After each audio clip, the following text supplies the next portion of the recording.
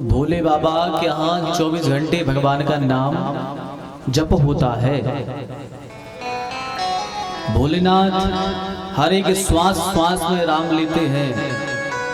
गणेश जी भगवान के नाम को जपते हैं, कार्तिकेय जी भगवान के नाम को जपते हैं, माता पार्वती भगवान के नाम को जपती हैं। जिसके फलस्वरूप है क्या, नाम से है क्या, क्या होता है नाम से?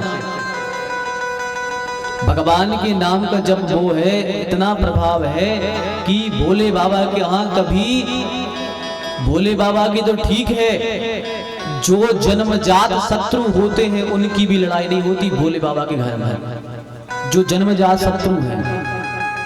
अच्छा आप बताओ, क्या कभी बैल और शेर एक साथ रह सकता है? बैल और शेर कभी एक साथ नहीं रहते, जो दोनों जन्मजात शत्रु हैं। यदि बैल शेर के सामने आ गया तो निश्चित ही शेर बैल को खा जाएगा, ये पक्की बात है। अच्छा मोर और सांप, मोर और सांप भी एक जगह नहीं रह सकते, क्योंकि मोर का भोजन ही क्या है, सर्प। मोर सर्प को खाता है, ये भी जन्मजात शत्रु है। अच्छा चूहा और सर्प, ये दोनों भी जन्मजात शत्रु हैं। हम सब भी देखते हैं कभी कभी गांव में सर्प जो होता है वो चूहा को निगल लेता है, ये भी जन्मजात के शत्रु हैं। ये चारों जन्मजात के शत्रु हैं, पर भोले बाबा के यहाँ जाकर के ये जन्मजात शत्रु भी अपनी जो जन्म की प्रारब्ध है, कर्म है, उसको भूल जाते हैं और भगवान के नाम में लीन रहते हैं। शंकर जी के यहाँ वे जाकर भी अहिंसा को छोड़ देते हैं, हिंसा छोड़ देते, अहिंसक बन के रहते हैं। अब बताओ, देवी जी का वाहन है शेर, शंकर जी का वाहन है बैल। अब शंकर जी के यहाँ भैया घर तो है नहीं, सार तो हुई केवल एक ही, गैरज तो एक ही हुई, जहां नंदी भी बनत हुई होता है, शेर बनत हुई एक ही। चूहा भी वही एक साथ रहता है, मोर भी वही एक साथ रहता है, सर्प भी वही एक साथ रहता है, पर कभी आपस में शत्रु भाव नहीं रहता। किसके प्रभाव से? केवल भगवान के नाम के प्रभाव से। कैलाश पर केवल भगवान का नाम गूंजता है, इसलिए शंकर भगवान के परिवार में कभी लड़ाई नहीं हुई। और परिवार तो ठीक है, जो जब वहां पहुंच जाता है फिर उनमें भी कभी लड़ाई नहीं होती। ऐसा है भोले बाबा का परिवार, ये नाम का प्रभाव है। इसलिए हमारे घर में भी नाम होना चाहिए, भगवान का कीर्तन होना चाहिए। जब कीर्तन होगा तो घर में संवाद होगा, और जब कीर्तन घर में नहीं होगा तो घर में विवाद होगा। जिस घर में भजन नहीं होता उस घर में विवाद होता है, और जिस घर में भजन होता है उस घर में संवाद होता है। जब सारा परिवार भजन वाला होगा, सब भजन करने वाले होंगे, तो किसी दिन पत्नी कहेगी पतिदेव से कि स्वामी भगवान की कथा सुनाओ कोई। बच्चे होंगे तो बच्चे कहेंगे, अच्छे भजन करने वाले होंगे तो पिताजी से, पिताजी कोई अच्छी राम जी की कथा सुनाओ। क्यों? क्योंकि वो नाम के प्रभाव को जानते हैं, माता पिता नाम जपते हैं तो बच्चे भी नाम जपेंगे। तो घर में संवाद होता है, और जिस घर में भगवान का भजन नहीं होता उस घर में विवाद होता है। यही फर्क है हम में और भगवान शंकर के विवाह में, यही फर्क है। शंकर जी का विवाह पहले विवाह के पहले अनेकों विवाद हुए।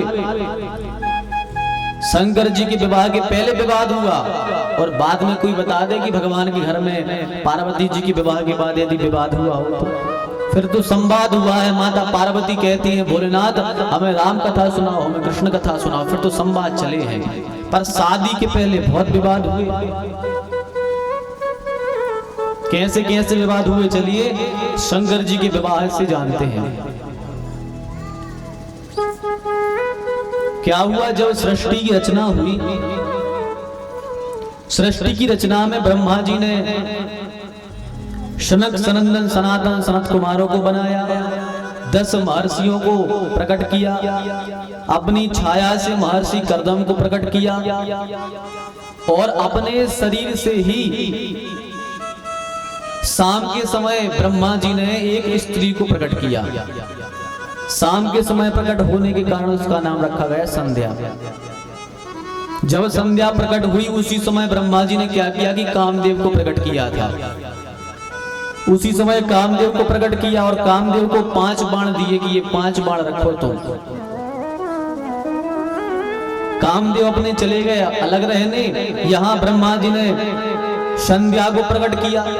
अब कामदेव ने सोचा कि पिताजी ने हमें जो 5 बाण दिए हैं ये संसार पे तो चलेंगे, चलो पिताजी पे चला के देख लें पिताजी के ऊपर भी प्रभाव डालते या नहीं डालते। तो कामदेव ने सबसे पहले परीक्षा पिताजी पे ली और जैसे ही बाण छोड़ा उसी समय संध्या को प्रकट किया था ब्रह्मा जी ने।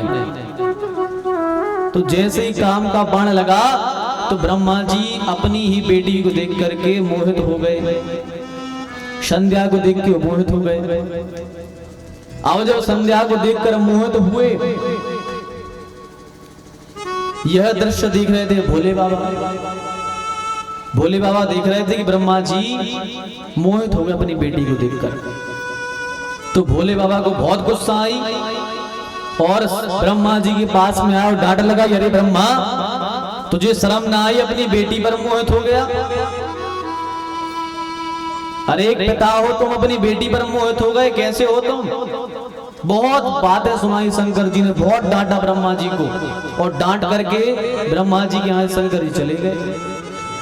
अब ब्रह्मा जी को बहुत बुरा लगा कि अरे बताओ शंकर ने हमें डांट दिया, हमें फटकार लगाई। तो भैया कहते हैं कि लोगों को आप गोली मार दो, तमाचा मार दो, 10-20 दिन में लोग भूल जाएंगे। तमाचा मार दो, बंदूक की गोली मार दो, लोग भूल जाएंगे। पर यदि एक बार आपने किसी से गलत बोल दिया तो लोग जिंदगी भर याद रखते हैं कि इनने हमसे गलत बोला था उस वक्त। क्योंकि कहते हैं गोली का घाव तो भर जाता है पर बोली का घाव कभी नहीं भरता।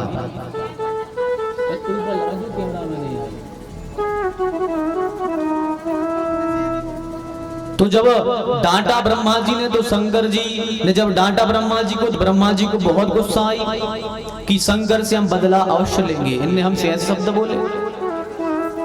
तो ब्रह्मा जी ने अपने शरीर से एक पुत्र को प्रकट किया जिसका नाम है दक्ष। दक्ष को प्रकट किया और कहा सुनो बेटा, तुम्हारे लिए शक्ति को, जगत जननी जगदम्बा की आराधना करनी है, तुम उस शक्ति की आराधना करो। दक्ष ने कहा ठीक है पिताजी करेंगे, लेकिन करना क्या है, क्या मांगना है, क्या उनसे वरदान चाहिए? बोले वरदान तुम शक्ति से ये मानना कि माँ आप मेरी बेटी बन के आओ मेरे घर में। क्योंकि शिव को कोई भी मोहित यदि कर सकता है संसार में तो केवल शक्ति ही मोहित कर सकती है शिव को। क्योंकि शक्ति के बिना शिव अधूरे हैं, हम सब भी शक्ति के बिना अधूरे हैं, हम सब भी शक्ति के बिना अधूरे हैं। यदि हमारे अंदर से भी शक्ति चली जाए तो हम भी कुछ नहीं कर सकते। शक्ति चाहिए हमें भी। लोग कहते हैं कि हम चलाते हैं शरीर को, हम चलाते हैं, आप 5-6 दिन खाओ मत, अपने आप सारा शरीर टूट जाएगा, बिना शक्ति के हो जाओगे। तो हमें भी शक्ति चाहिए। तो ब्रह्मा ने कहा शक्ति ही शिव को मोहित कर सकती, इसलिए शक्ति की आराधना करो और आराधना करने के बाद में यह वरदान मांगना कि आप मेरी बेटी के रूप में घर में पधारो। दक्ष ने कहा ठीक है। अब दक्ष ने आराधना करी जगत जननी की, नवार्ण मंत्र की साधना की, पुरस्चरण किया, तपस्चरण किया और विधि पूर्वक सारे कृत्य कर लिए। जब सारा कृत्य हुआ तो जगत जननी प्रकट हो गई। बोलिए जगदम्बे माई की जय हो। तो माँ प्रकट हो गई। माँ ने कहा बेटा मांगो क्या चाहते हो? तो दक्ष ने कहा माँ मैं मांगना तो ऐसी चीज चाहता हूँ पर मुझे लज्जा आ रही है मांगने में, मैं इतनी मेरी हिम्मत हो गई कि मैं मांगना चाहता हूँ। माता ने कहा नहीं दक्ष मांगो, क्या मांगना चाहते हो? बोले माँ मुझे एक वरदान दे दो। बोले क्या? बोले आप मेरे घर में बेटी बन के आ जाओ। माँ ने कहा ठीक है, हम तुम्हारे घर में बेटी बनकर आएंगे, पर सुनो दक्ष, हमारी एक शर्त है। बोले क्या शर्त है? बोले यह शर्त है कि जब भी तुम्हारे दरवाजे पर मेरा अपमान हो जाएगा, उसी क्षण में तुम्हें छोड़ करके चली जाऊंगी। दक्ष ने कहा अरे राम राम, अरे माँ, साधारण कोई पिता अपनी पुत्री का अपमान तो करता नहीं है, आप तो जगत जननी हो, आपका अपमान कैसे करेंगे हम बिल्कुल नहीं करेंगे। माँ ने कहा मैं कुछ नहीं जानती, मैं कुछ नहीं जानती, तुम्हारे घर में अपमान होगा, मैं तत्काल शरीर छोड़कर चली जाऊंगी। दक्ष ने कहा ठीक है। समय आने पर जगत जननी ने सती के रूप में दक्ष के यहाँ अवतार धारण किया।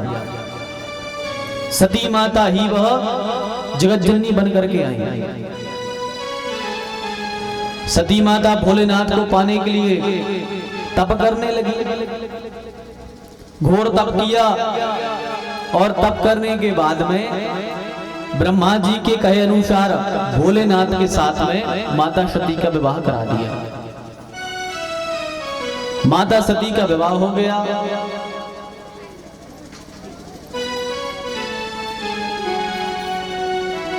जब माता सती का विवाह हुआ,